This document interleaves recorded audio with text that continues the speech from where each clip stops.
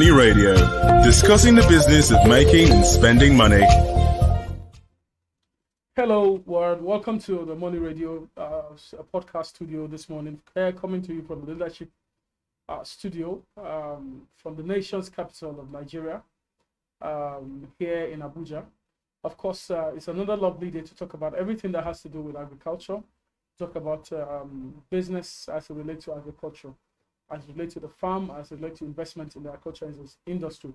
My name is Adadu Ote, and I'm your farmer on this podcast, and of course, your real-time farmer in the real life. So, of course, today I'm not alone in the studio. I have Dr. John Bokwe, who is also joining me here from the Eleco team and also from the AgriCare team, who are all here to also discuss a very interesting topic that we have in our hands today, which is discussing the recent challenges in poultry industry and how understanding how to remain in business in this while dealing with these challenges.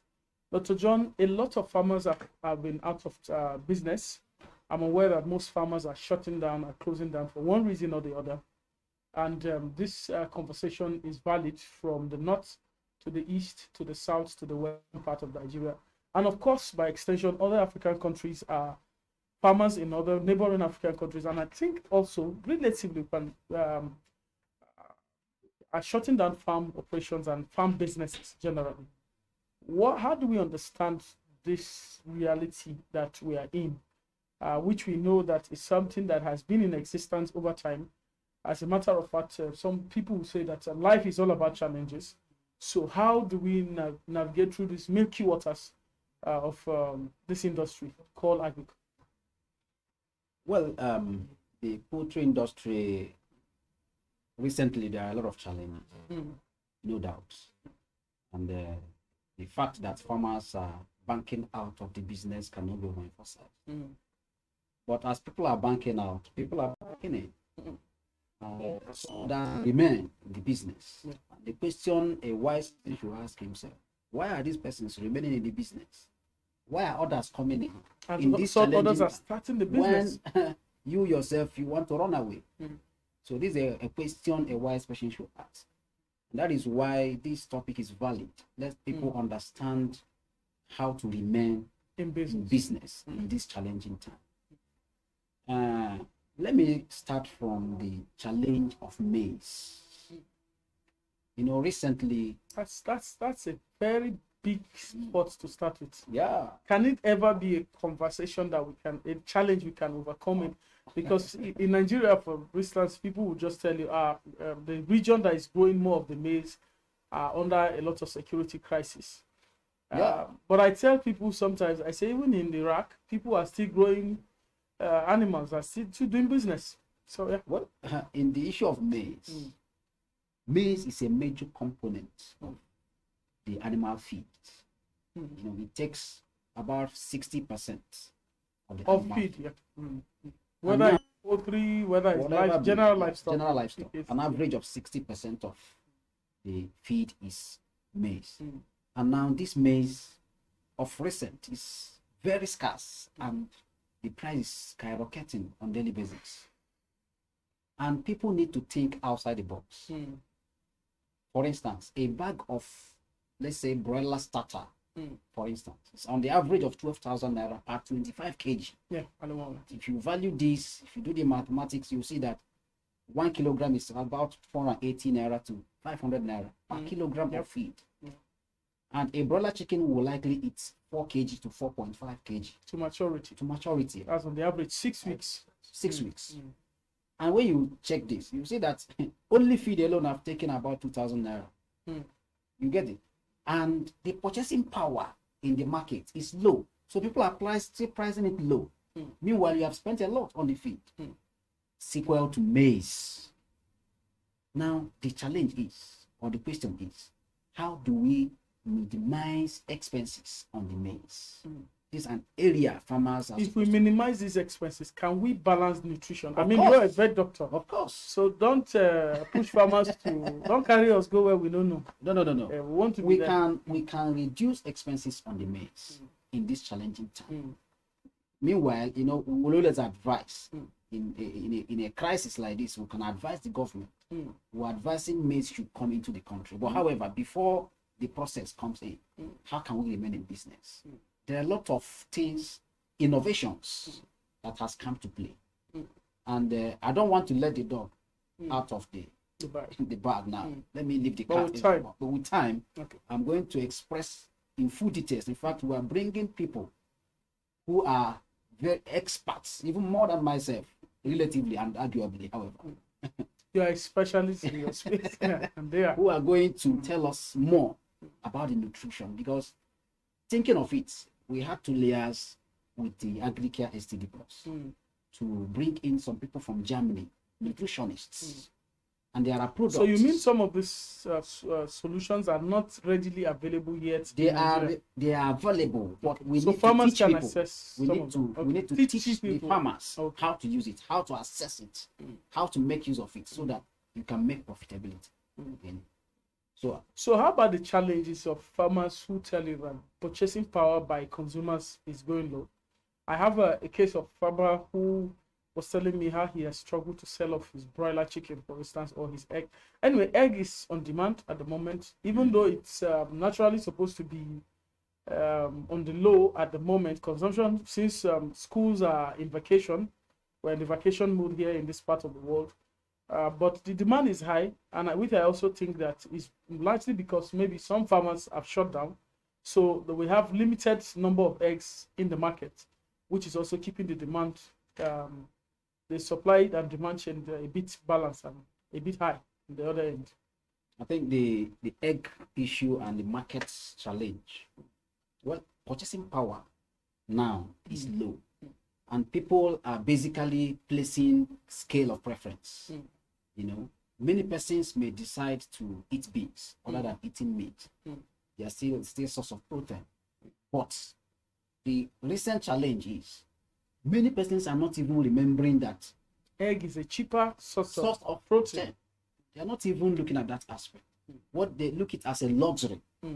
But egg, as I can tell you, is the cheapest. I think it's still within the range of 100 to 120, depending on where you're buying it from. Yeah, that's per egg. Yeah.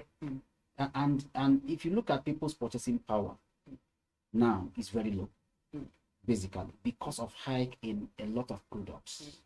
I wouldn't, the price of transportation has increased, price of feed has increased, a lot of things have increased. So people are shifting more from eating egg, because they view it as a luxury, but it's not a luxury. I want to tell the general public that I think it's important we encourage a lot of people following the podcast to make it a priority to actually eat egg at these trying times. I'm telling you. Because it will cost you less to actually buy egg than to buy a 1 kg or kilo of other source of protein. So I think egg is something that will encourage more people to also consider as a source of protein for the household. Yeah. In fact, I was trying to, cut down certain feeding pattern in my house. And I told my wife that in this house, each meal, one of the meals per day must come with an egg. The reason is because, the egg contains a lot of components people don't know. To cushion down the 101 and the 110, to balance, or 0111. Because in these trying times, you need to really work on your expenses. That is why I said the purchasing power is low, so you have to work on your expenses. Look, egg is an aspect you should consider to cut down expenses on your meal. So people don't know. I have my 2,000 naira. I buy 30 pieces of egg, and this will serve me for like 1 week. 2,000 naira if you're buying from the farm directly. Direct from the farm. That's the direct. Of course, you're a friend of the farmer, so of course they will. But in the market, you will get it for us about 2,200, 2,400, 2,400. I even know where they are selling it for 2,800, but we'll not call the name of that store. They are not paying farmers well. It's fine. And again, let me draw an attention to farmers. Farmers in this challenging time, farmers are supposed to be more efficient. I went to a farm. I was going around, and I called the owner. I said, "Come, follow me." When we were going around, I saw feed pelleted feed, plenty on the floor. And I asked the farm attendant, how are you feeding these birds? Please come and bring feed, let's feed them. Let me see what people are doing. I didn't tell them what I was seeing. And if you see how they were pouring the feed, scatter, you have to be very careful this time around. Yeah. The cost of the feed is high. And you are wasting it on the floor. So if you calculate in 1 year, the amount of feed that has gone on the floor is a lot. So now farmers need to be efficient in how to feed the feed. Don't just put feed there. You have to be careful so that it doesn't spoil. That's number one. Number two, another part of efficiency is by reducing breakages of eggs. This time around, some people will just be picking eggs anyhow. Don't know that one egg, I value one egg more than certain things I don't want to mention. One egg that break means a lot to me. And that loss goes to the farmer. It goes to the farmer. It goes to the farmer. Because if you check out of 1,000 eggs and you tell me that 50 are cracks and wastage, if you multiply it on daily basis for 365 days, it means 50 times 365. That's a lot of money. So, but these are things farmers don't understand. So those of them that are banking out of the farming business are not seeing all these little leakages. They ignore it. Affecting their daily profit. Daily profit. And dealing with cumulative. The when you now check the cumulative of the losses, it can make up even a capital for you to reinvest in the business. So they are not seeing it as a profitable business. But I can tell you there are so many farms. If you break one egg, you must give account of it. In fact, they say the losses in the breakage of the eggs is shared between the owner of the farm, the owner of the farm, the attendants, the farm manager. Everybody is careful. So farmers need to tighten up their system of farming in this challenging time to reduce wastage. Okay. So in terms of stepping up their practice on the farm, how about challenges that relate to let's say government role or other factors that may not be directly the farmer's challenge or something that emanates from the farm directly? How do we advise farmers to manage some of these challenges? Well, there are so many challenges that both government policies and infrastructure can bring about. For example, let's look at electricity. So many farms use electricity, no doubt.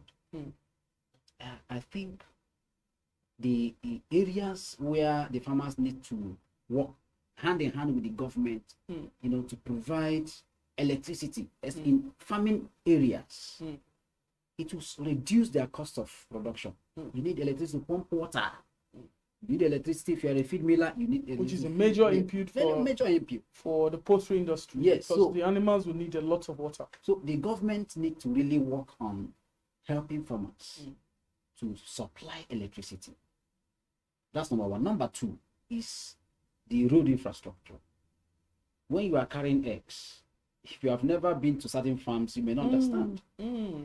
I've seen a farm in UK. I don't want to mention the name of the farm, but they lost over 2,000 crates of eggs due to bad road. The vehicle fell and all the eggs. That's very sad. It's very sad. I hope it's not a gas farm, the one that I know. No, it's not that one. Well, this one is another big farm. So it's a big loss. It's a big loss. Yeah. So they need to really work on all these issues. And again, most importantly, whether you are using generator or what, you must need either diesel or fuel. Now, it's a very big issue now.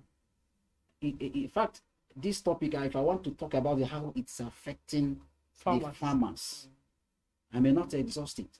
But I know that by the grace of God, Nigeria is going to be better. We will be better. Of course. Now that we are facing challenges, there's no person that can ever become better without facing a challenge. And I believe in paying a price. So if we can pay our price now and be better tomorrow, no problem. But it is really affecting the operations in the farm. that is where the government need to really work very efficiently. And if government want to really help farmers, farmers can be purchasing the fuel at that rate. But the market power is not there. If the government can be off-taking, so that the farmer can know that, oh, if I produce this number, I have where to sell. If I don't have where to sell, government will take it off from me. Then farmers can now increase their capacity, because there is capacity. The amount of birds you keep determines the profit you make per time. But farmers will keep maybe 1,000 birds and will not see a place to sell their product. Then they will think of reducing it to 500. Meanwhile, as you're reducing it to 500, you are reducing your income per time. Yeah, sure. So if government can come in and say, okay, when you produce quantity of egg like this, we kind of take, then farmers can now increase their production and make more profit per time. So as it is, the challenges, we can actually say it's either within our environments where we're conducting our business, and then there are other challenges that are more attached to either the owners of the farm or the farm operation itself. If you are to pick, let's say, one area or one major challenge on the farm for an average farmer to fix on the farm, what would be your take on a major challenge that an average Nigerian farm should put in check or should manage properly for them to go through this challenging times that we're in? Well, it's the human capacity and the human factor. The human capacity, whatever losses or gain you can make in a farm is embedded in the efficiency of your staff. So the major area farmers are supposed to look at now is the efficiency of the staff. This is not the time to treat them. This is not the time to paint. Don't paint any no rubbing of shoulders. This is time to be very serious. If I give you this feed and I don't see the result, this is the repercussion. Everybody, there should be a policy guiding every staff in the farm now, so that everybody can be up and doing. If you are not productive, you are fired. It's very simple. Everybody must be productive. This is not the time to be luxurious.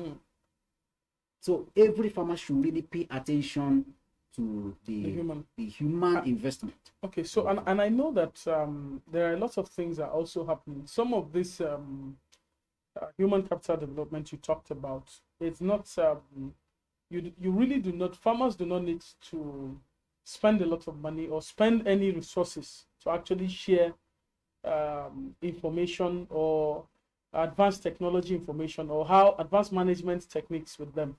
And I know that somehow you're part of a team that is providing a free support arrangement for some farmers. Is there any training free? Anybody who is a farmer or anybody who intended to be a farmer, free training? We're not talking about something that they have to pay, something that can equip farmers in these challenging times.